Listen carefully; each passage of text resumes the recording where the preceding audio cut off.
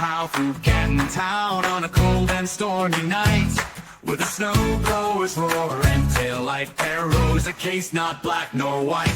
Oh, the truth must show through snowbanks deep and dramas glow. With solo cups held high, we plead what really happened to poor John O'Keefe.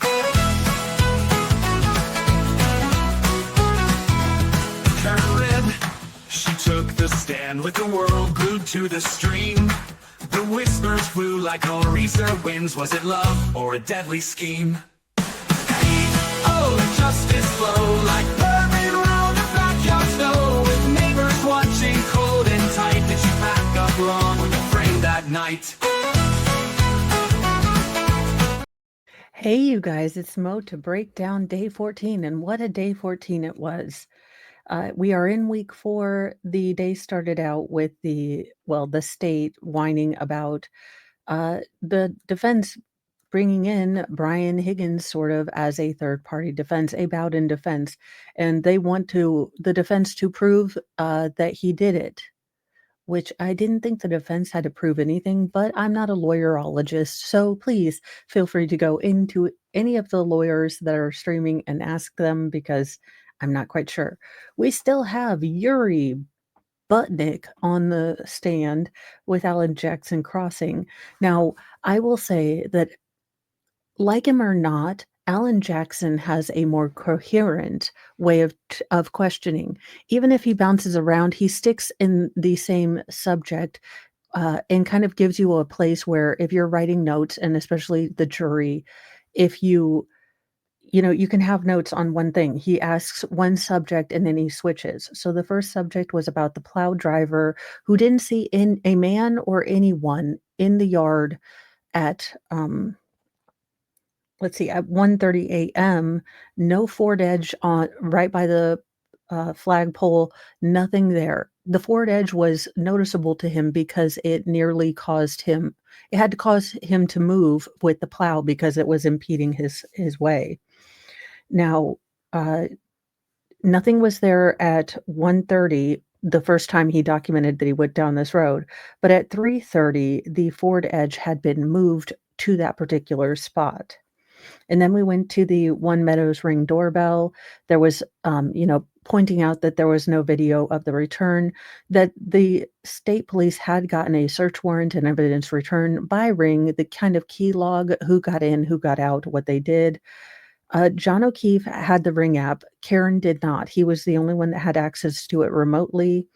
Yuri was shown a report to refresh his memory, and that report was done by Michael Proctor. The Ring application was only on, only on John's phone, so Karen didn't have access to it to delete things. Now, that doesn't negate the fact that there might be home computer access to it or tablet access, but it did raise doubt there, at least in my opinion. There was no indication that Karen ever touched the Ring camera. Now, it was heavily implied in direct testimony that Karen might have deleted the video of when she arrived home to hide the fact that her car light was, broken. That being said, the state wants you to believe at the same time she was so drunk that she, carelessly ran into John, but was so smart that she was able to concoct an alibi. All while calling him like religiously on the second as soon as she hung up to leave him voicemails of an angry nature.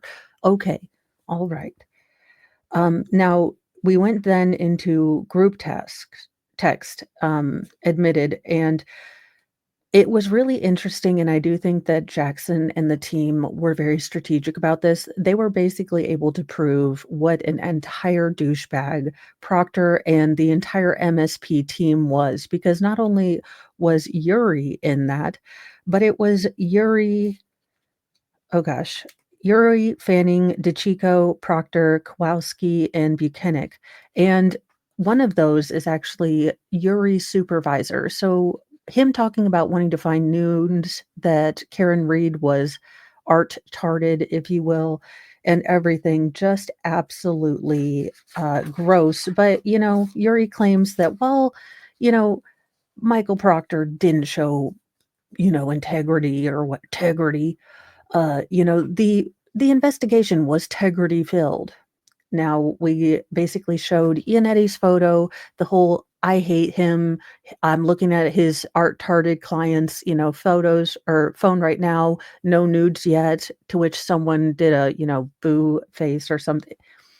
Absolutely gross. Again, uh, and the fact that Yuri didn't take any action at this point, I mean, the moment he saw these texts, on a personal phone about a case that he was covering, he should have taken action, but he didn't, which is part of the reason why Yuri was in trouble. Now, it is interesting that on October 15th, after he had sent all these, gross, disgusting texts, Yuri gave him a 90-day evaluation, and he exceeded the standards of professionalism and, was super integrityful. And then Yuri made the statement that as a US citizen, he's allowed to say whatever he wants. Now, the problem with the Constitution is the First Amendment protects you from the government, not, saying stupid things about a case you're working on and, violating, a defendant's rights. Yeah, that's not covered under the Constitution. The Constitution cannot cover you if you go into, a froyo restaurant and you're working and you say, "I hate frozen yogurt. This is poisoned with, lactose." Yeah, it's free speech. You can say it, but you won't have a job. Again, bring back civics class because I think we need it because some people really do not understand this concept. Which, as a defender of the Constitution, the oath that he took, he really should know that this is to protect you from the government and not private employers. But there you go. Then we go on to basically videos that show Brian Higgins entering the police department, the Canton Police Department, basically staying about 15 minutes, shuffling cars for some reason, and talking on his phone. Now, Yuri could not commit to whether the glowing thing that he had next to his face was actually a GD phone. Now, there was one very interesting moment, and I don't know if the jury picked it up, but to me, it was interesting. I don't know. The defense had paused Brian Higgins backdropped against the snow at the time around 1:30 or 1:45, so giving you kind of exact ideas of what the conditions, what things look like. So in the parking lot, Brian is dressed in all dark colors, all black, and he stands out against the white background. Now, if I'm a juror paying attention, this has now given me a visual clue of how someone dressed in dark colors is going to look against a white backdrop and how incredibly easy it is to spot them. Now, again, I understand that you're not looking for a body on a, lawn, but there was 3 inches of snow. I am so done with this snow, I cannot tell you. We talked about Proctor and his sister and Jessica Albert or not Jessica Albert, Julie Albert, and how Julie and someone else wanted to give, him a gift for how well he was doing this. Now, this was during and, he didn't, know that Proctor had any sort of beyond a casual sort of "we live in the same town, I see them" relationship with the Alberts, which he apparently does now have or did, or it was a deeper relationship than he led on to. Now, we looked at the famous inverted videotape, to which Yuri claimed it showed accurate depiction of what happened. It was just inverted. Now, it did come out that allegedly, several tapes in the, of the c city of Canton are inverted as a cause of action. I don't know. They just are inverted. So no shenanigans, no nothing, just they're always inverted because they have a special lens. No, it would be special software because these are mostly digital unless they have Betamax or VHS still. But that being said, he was like, I don't know why Brian get there." Now, Brian Higgins, when he said he was shuffling the cars, he moved one car, got into a truck, turned the lights on, got a duffel bag or something out of the back, kind of those utility bunkers. Sorry, I ate some of my hair, which is always good. and showing that Proctor was waiting to the right rear of the vehicle and talked about the magic man, who is a fairly short man, could speculatively be Chief, oh my gosh, Berkowitz. I was like, he is a killer. What is his name? So again, we are going in we w continued to stay on the Sallyport videos. It was convenient that the other side, so there was one side that we've already seen, there was a camera on the opposite side, but apparently it has been down and out for a while.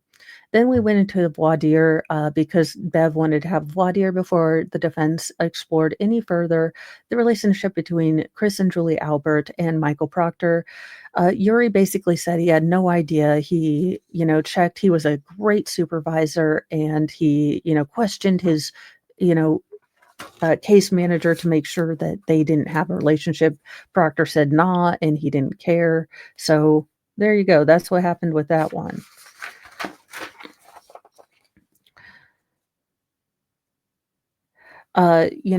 It also pointed out that Proctor, while he was over by the rear taillight, had his portfolio and things like that. Then we went over Yuri and Proctor's schedule for the day after the incident, and, according to them, they never went over to the, you know, 34 Fairview. No one from the office ever went over there, so there's no way they could have, tampered with a tail light. They did talk about, the basically, Yuri has been big on this, "I go where the evidence takes me." So, by the time or when they seized the car, they still hadn't found any taillight pieces. They had only found a broken glass, if you remember. So or maybe a few pieces of taillight. I don't look, it's early in the morning. That being said, they thought it had been a domestic, then they immediately said that it was car related, and the fact is that the car was in the possession of the MSP prior to them finding any pieces. Now, had this investigation been run by the book by non-douchebags, I don't think that there would be any reason that you could impugn the integrity of the MSP. However, this case has been nothing but effery. Now, Cross was a big bowl of "I hate you, Brennan and Yuri," but basically they said, like, "It's never happened. We're full of integrity. I don't touch anything. No one touched anything. Doot, doot, doot." And then we get Recross, and uh, basically Yuri said, "Look, I looked at those texts, and I think Brian Higgins is full of integrity. Karen is a bad girlfriend who is trying to, make John miserable and jealous because she was, they were falling apart."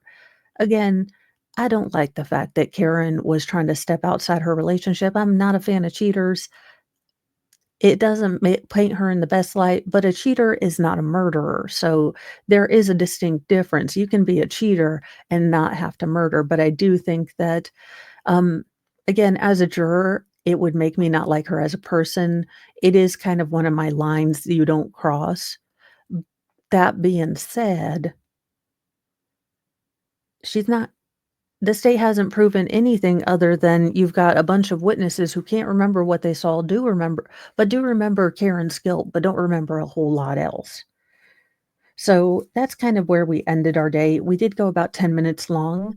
And thank you for all of those of you who are looking out for me. Yesterday was a bit much. I did tell Mr. Mo to motivate me to do mini walks during the day. And like anything, if you start doing stuff, your muscles are going to hurt. I just have that to a little bit higher degree, and I will be fine. I may, going forward in the trial, I may take time off where I'm in chat.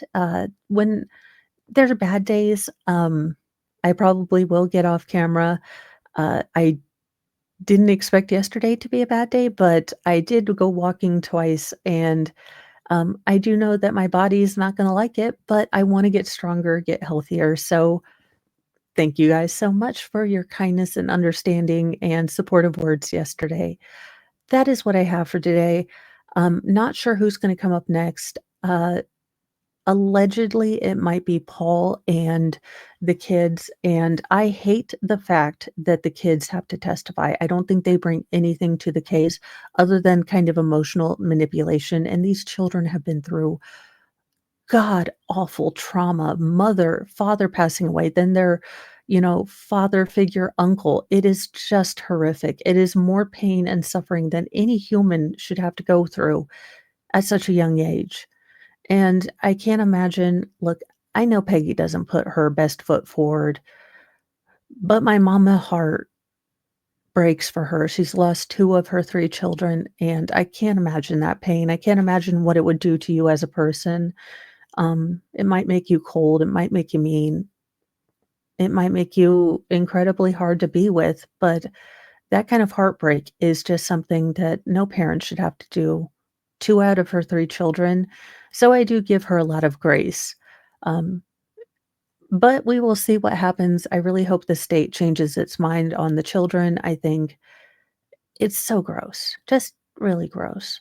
Anywho, I will see you guys later. Remember to be kind to yourself, be kind to others, but Carrie can a bitch fire and a sassy mouth, and I messed that up, but thank you so much, you guys, for your support, your love. Please do all the YouTube things. If you agree, disagree, want to put anything in the comments, it helps me, and I respond back. Bye, you guys.